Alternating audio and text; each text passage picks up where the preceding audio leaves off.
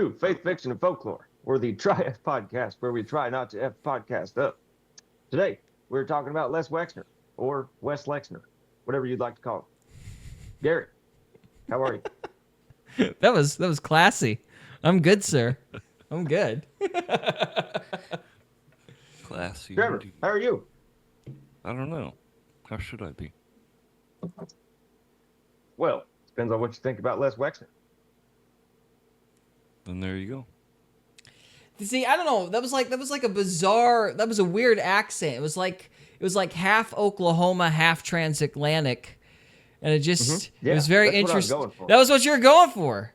It's like Yeah. a Hick Frank Sinatra. Hick radio announcer. Hick radio from the announcer. 20s. Okay, gotcha. That was classy.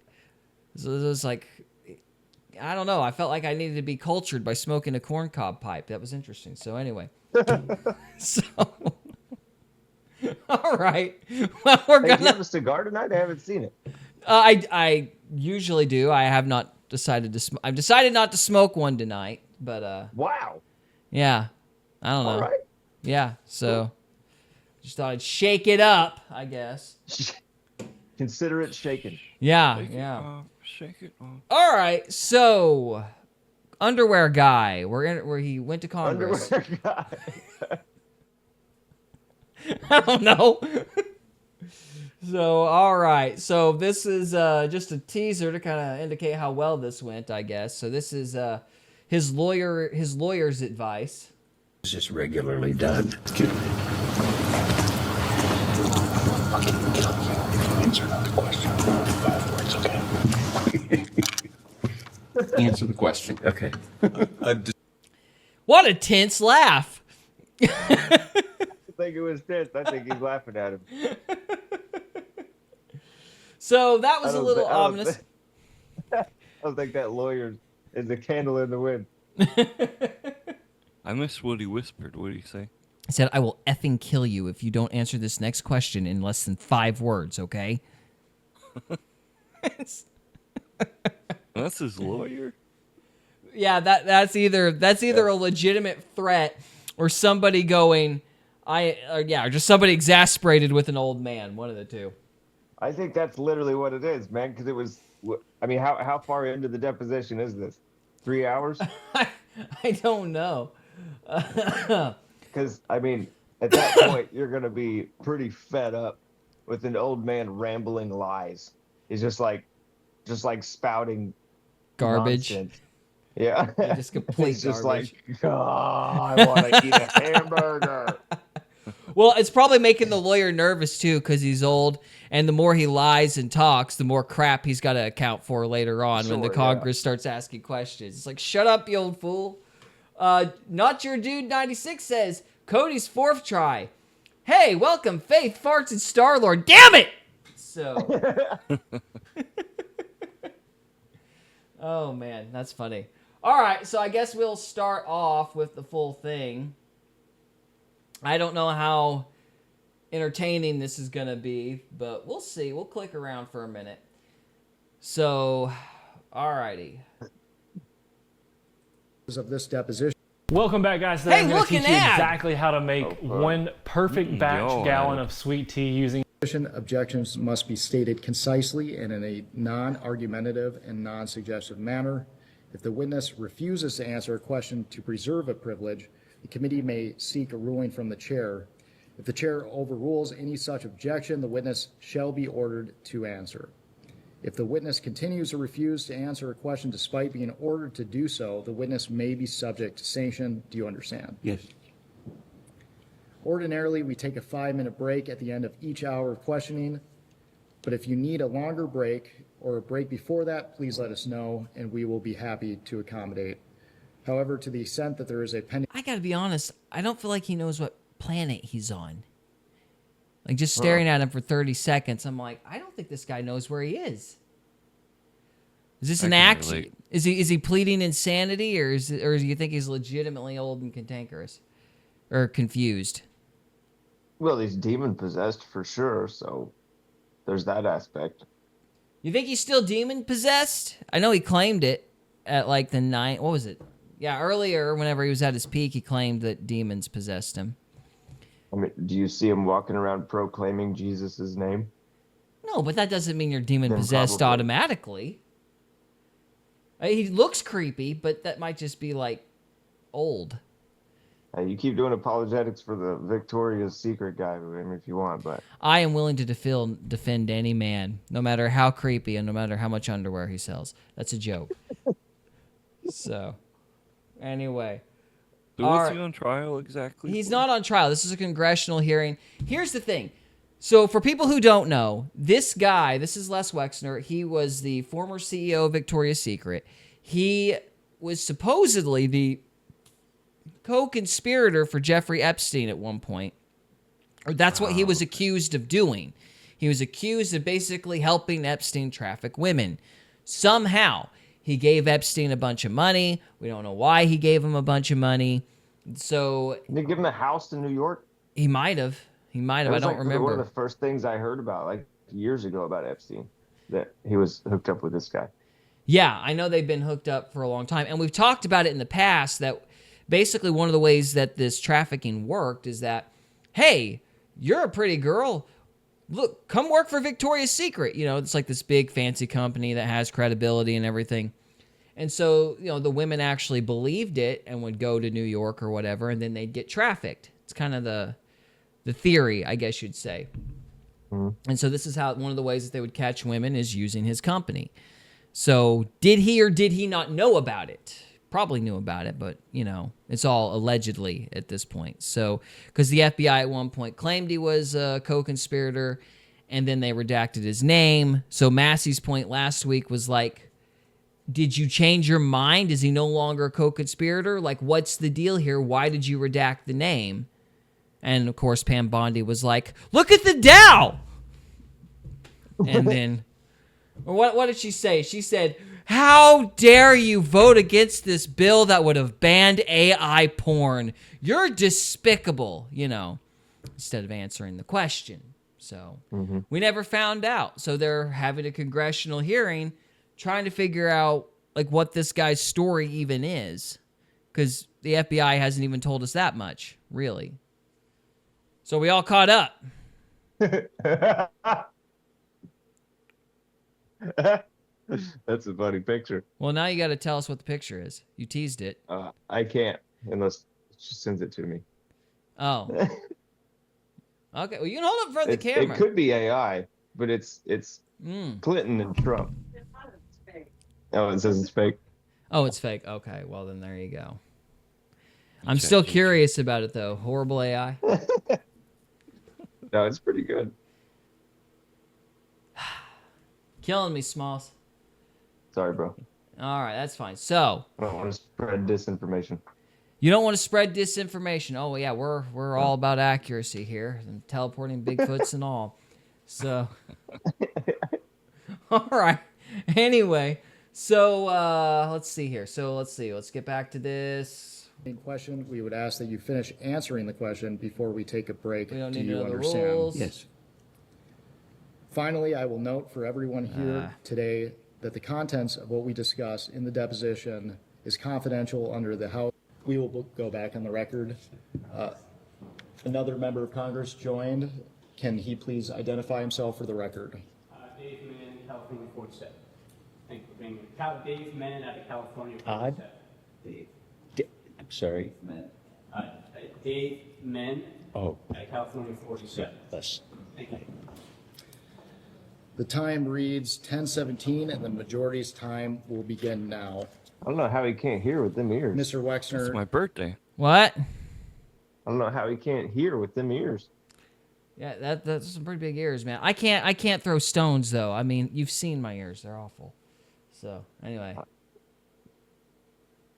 I could fly away. Never mind, it doesn't matter. Not your dude 96 says, dude's gonna roll over on everyone, then die.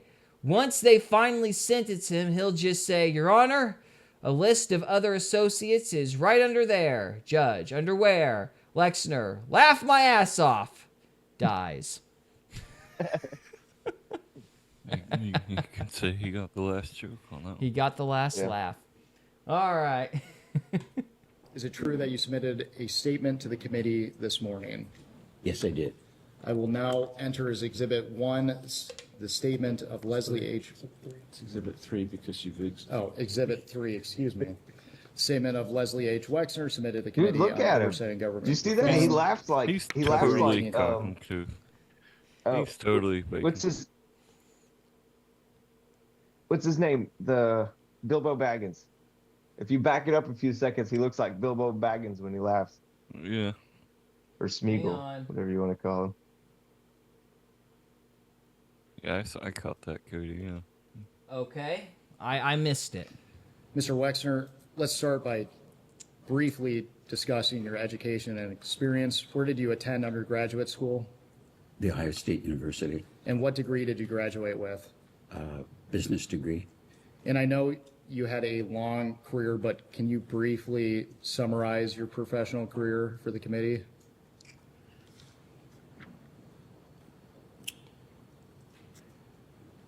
Well, I was raised in a very poor family, and we had no money. And I had an Aunt Ida, and she loaned me her life savings, which was $5,000. And on the understanding I could put it in the bank, so it would appear that I'd have money. And I could borrow money from a bank, and I opened a store in 1963. And I opened a store every year for the next 5 or 6 years. And so by 1969, I had 6 stores. I took that company public, not to raise money, because it was remarkably successful. Did I skip ahead? I'm trying to Seems get to like the you did. laugh. I'm trying to figure out the laugh, but it's not. Oh, well, I'll take your word for it. He laughed like Smeagol, then. We'll just go on. He'll probably laugh again. Yeah. And I wanted the associates of the business to own a piece of the business. So I gave stock to virtually everybody that worked in the stores and the back rooms and cleaning people. I mean, I'm very proud of that. And then opened more stores and figured out at one point that there was a limit to how many limited stores I could open. So I invented a second business called Express and opened up more and more stores. And what the business then turned into was the largest multi-division fashion specialty business in the world. And in hindsight, I kind of invented multi-store national and international store retailing. And just a remarkable, as I look back, I don't know how I did it, but probably in my lifetime, I opened 10,000 stores around the world, probably 20 different brands. So that's what I did. And that's what I did in business. I started to tell you what I do. I'm pretty much personally, innocent. but that's another story. What? He said, "That's what I did, and I'm pretty much innocent." I didn't do anything wrong. Yep, that's it. Okay. Thank you. Let's move on to your relationship with Mr. Epstein.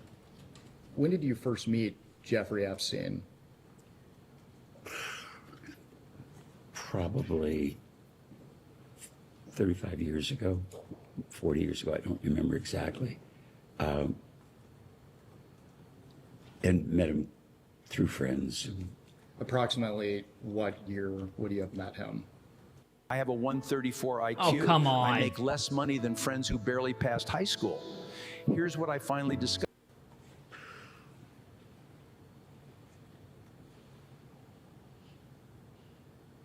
Probably between 80 and 85.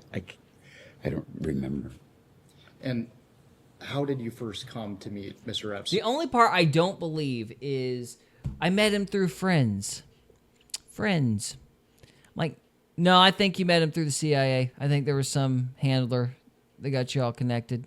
That's just my How do you opinion, think though. the CIA Allegedly. How do you think the CIA gets involved with you? They pretend to be your friend. That's true. That's true. Yeah, I think he was working for a bank, and then BCCI or somebody closed down or whatever because they got convicted or caught or something. And then they were like, well, Epstein, Jeff, it's time for your next assignment.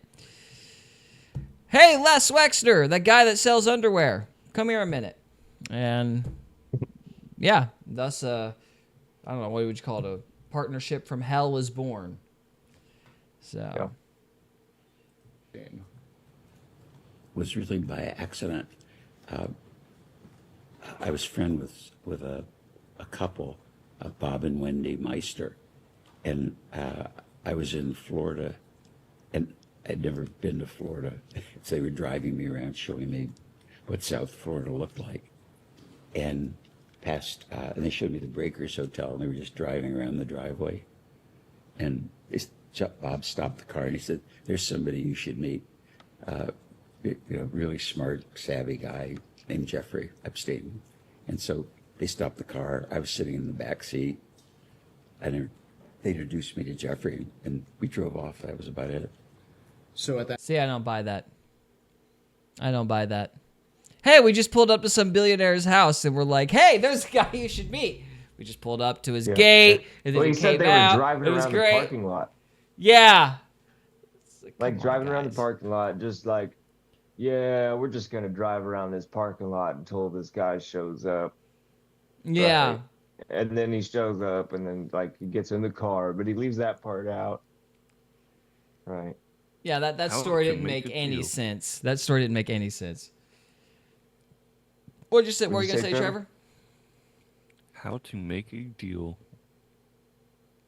How Drive to- around the parking lot. Oh yeah. Huh. Yeah, the only time I've ever driven around parking lots is making deals.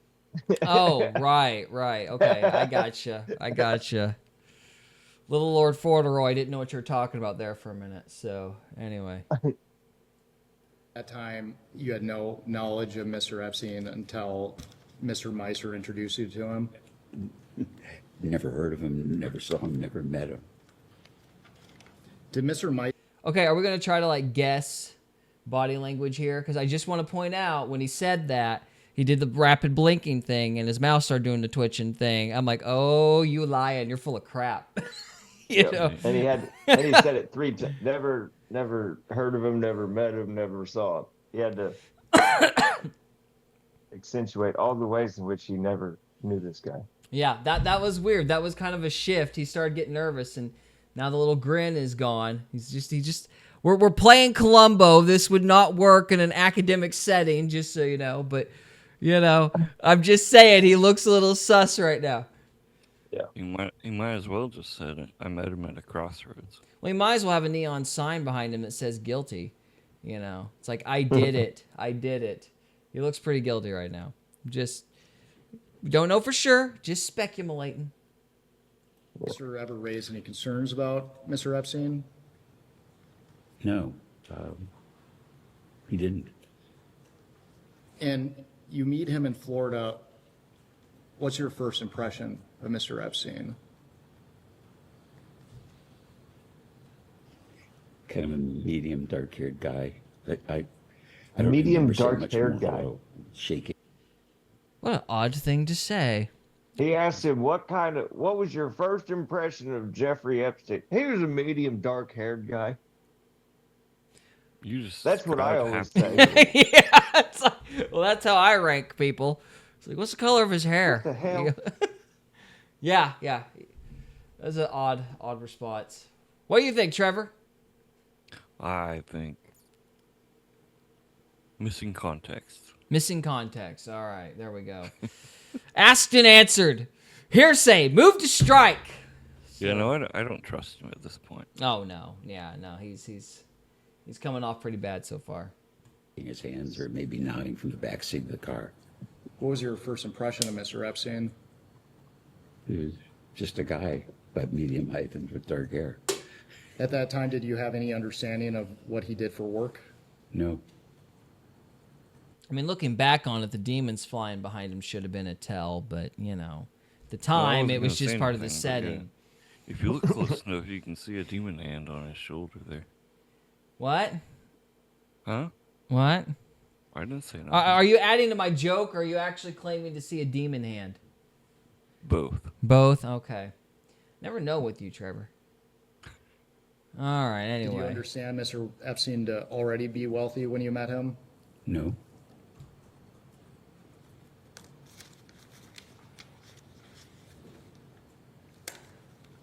No, I thought he was 4. What? At this time, I would like to introduce what will be marked as Majority Exhibit 4. This is a Vanity Fair article entitled Inside Jeffrey Epstein's Bond with Les Wexner from 2021. The article reports on the origins of your relationship with Mr. Wexner.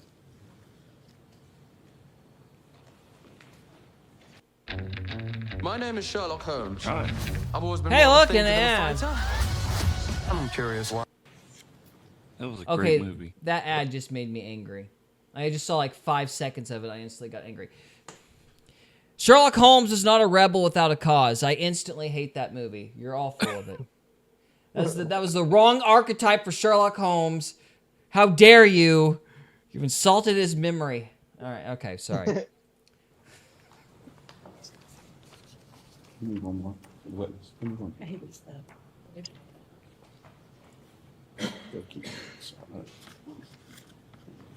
I'll note a hearsay objection for the record. I'm sorry. What are I'll note a they're looking hearsay at a objection picture, for the guys. Right now, it For looks the- like For the record here. an unscrupulous picture is being presented. I'm noting my objection. I'm not instructing him not to answer. I'm noting that this is hearsay. Just gonna mute that for a minute. They are flipping through, some paperwork with a photograph on it, and it looks very uncomfortable and awkward and tense. Almost as if they're guilty. Around 1986, consistent with your testimony today, it says that you were introduced by Mr. Macer. Do you agree with the article's characterization? I don't know. I remember seeing the article. Do you agree with the article's characterization that you met Mr. Epstein through Mr. Macer? Objection. What character? You said he didn't read it. What characterization are you referring to?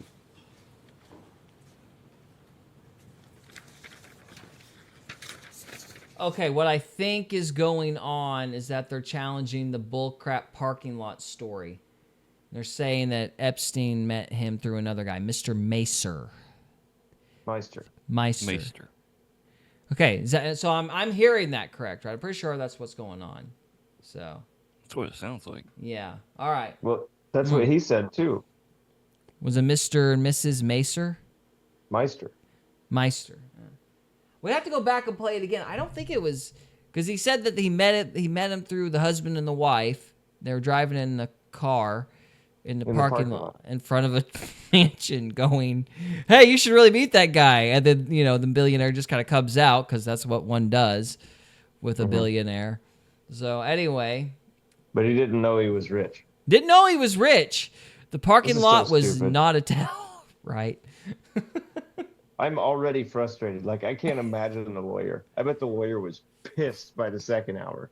Yeah, just like, shut up, and Shut he just keeps the hell up, talking. you dumbass, lying old man. He's already I want a pretty cheeseburger. frustrated. Yeah. No, I agree. Oh, man. Okay, moving on. Go off the record. Oh, come on. That's not fair. So you previously testified. This is all a lie and a pretense, and they just turned the camera back on. So, the one part where he had to actually tell the truth and answer the question they put off the record. Of course, yeah. Like, this is a waste of time. You're probably right. You think that all the good information was taken off the record?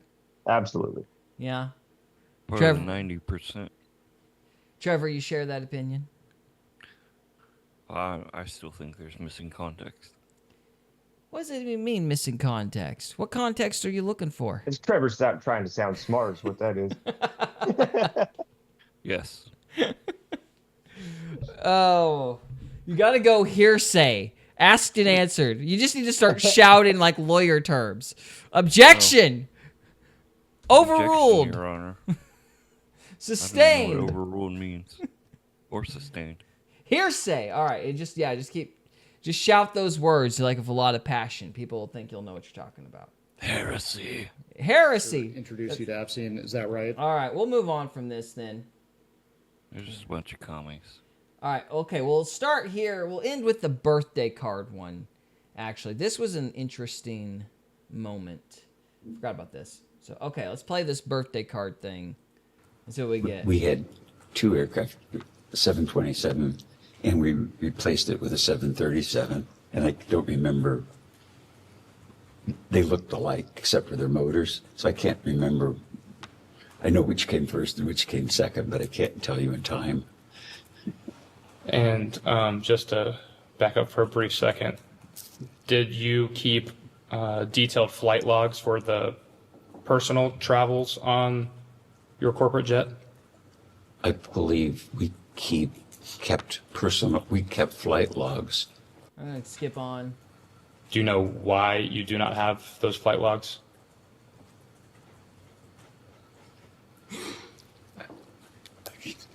I would assume CEOs don't keep flight. We kept logs, but we just deleted them because that's what one does with flight logs. What? What do you mean? What? Of course we lost them. I'm an old man. Logs of their company airplanes. That's a kind of shocking question. You wouldn't have the corresponding flight logs of when you personally used the jet on your own your personal finances? I think there are probably 2 reasons that I know we kept flight logs. And I think it's a government requirement that you have to have flight logs on an airplane. But 2, so many people in the business, different CEOs would be using the planes, and every plane request would come to me because I wanted them to travel, and I wanted to make sure that they were then traveling with the people that they were traveling with. Okay, did I miss that? Because it sounds like he just dodged. Like they asked, why were your flight logs gone? And he's like, well, there's 2 reasons we'd have flight logs. Yeah, now he's explaining why you would need a flight log. Yeah, I think that's a dodge. That strikes me as a dodge. Yeah, dude's a politician. Yeah. I don't know why we're dealing... Like, when does he talk about the birthday card? That was the one thing I'd seen from this. Let's skip far ahead here. Victoria's Secret specifically? Executives or anyone of that such? I'm sure you knew people or would reach out to people in the business, but I don't know.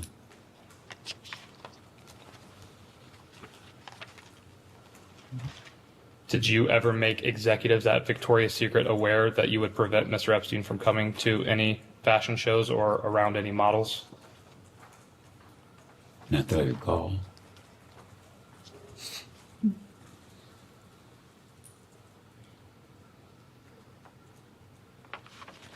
Are you aware of Mr. Epstein bringing any women to Victoria's Secret to potentially model for Victoria's Secret? No.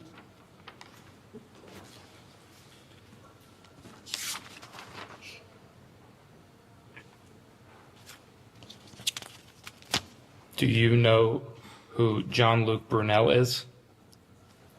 Never heard of him.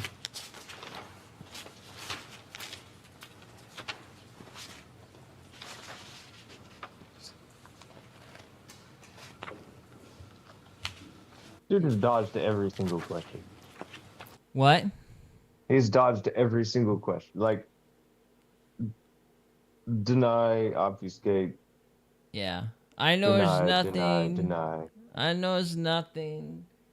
Trying to get to this birthday card thing, though. Because there was a semantics game he played I wanted to show. But let's see if we can even get to it. Because the answer would be, if I thought he was, I would have fired him. Maybe we're getting close. I'm seeing him flipping through paper here. Here we go. Let's try to get to 15. Alright, let's just keep playing. Yeah, we're at 15. They bring up the birthday card here in a minute. I am now going to enter as Majority Exhibit 6 a letter from a birthday book compiled for Jeffrey Epstein's 50th birthday in January of 2003.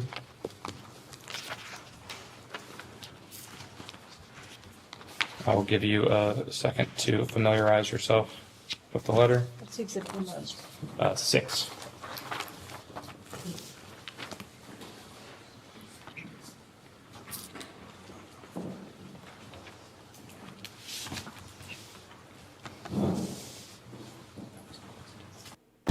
Oh my gosh.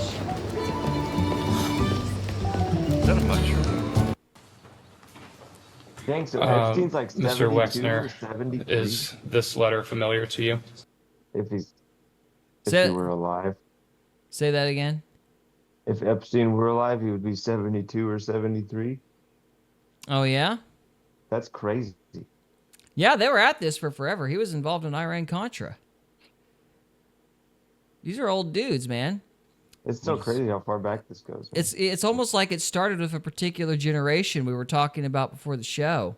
It's almost like they're a bunch of weird perverts.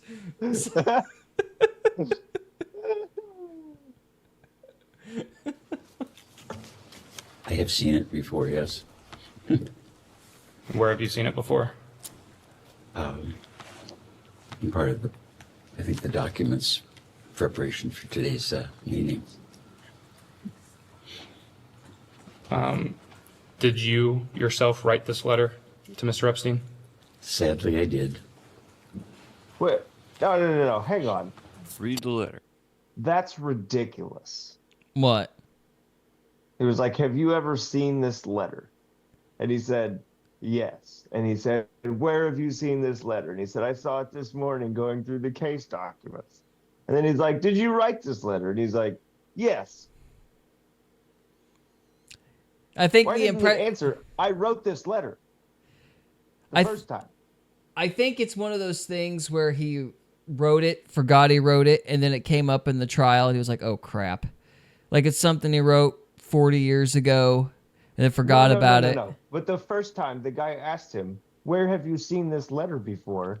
He should have said, I wrote it. You're Not, right. I saw it this morning. Hey, it's like they're so used to what? lying, they even frame their truthful statements like lies because it's just like an impulse. You know what I mean? Yeah, It's literally. like they can't even tell the truth the way normal people tell the truth. 100%. That's Did insane. Ms. Yeah. Maxwell approach you to write this letter for Mr. Epstein's birthday? I think the request was to write a card or a note or something for a birthday book. And did that come from Miss Maxwell? I don't remember. Mr. Wexner, would you please read the main body of the birthday note for the record, please? I wanted to get you what you want, so here it is. Happy birthday, your friend Leslie. And what was your they're understanding not of gonna what show the letter. Mr. Epstein would want? He was a bachelor, so I drew a pair of boobs. As a Again, it's almost like that whole generation is comprised of old perverts. So Almost like that. yeah, so for those who don't know, basically, like it's the original video I watched. It actually had a picture of the video, and he wrote this letter, and then he put, like female breasts at the bottom of it. And it was the exact same. Again, everything with like the Democrat Party in this entire world, it's always projection. Because you remember that weird poem that they tried to pin on Trump? Mm-hmm. Well, that thing was obviously fake because it's not like, there's no way Trump's going to write a poem. Guy from the construction worker realm wrote a sonnet for his buddy Jeffrey. That's like ridiculous. But who did draw creepy drawings and stuff on the letters? It was Wexner and Jeffrey Epstein. So it's just an example of projection. So I thought that was interesting and typical and telling and all that. Yeah. So, any final thoughts before we move on? Objection. Objection. Sustained. I'll have a cheeseburger. Order in the court. I don't know. Okay, I guess we're doing this shtick the whole show. So, all right. Guys, thank you so much for watching. Stay with us if you're on the live stream. We've got another 2 segments left if you are watching this after the fact. We will see you next time. Thank you. Deuces. We hope you enjoyed this episode of Faith, Fiction, and Folklore. If you did, we would love it if you would subscribe to us on YouTube or follow us on Rumble. We can also be found on X, Instagram, and Facebook. And we are available on Spotify, Apple Podcasts, Amazon Music, and iHeartRadio. Thank you again very much for listening, and we'll see you next time.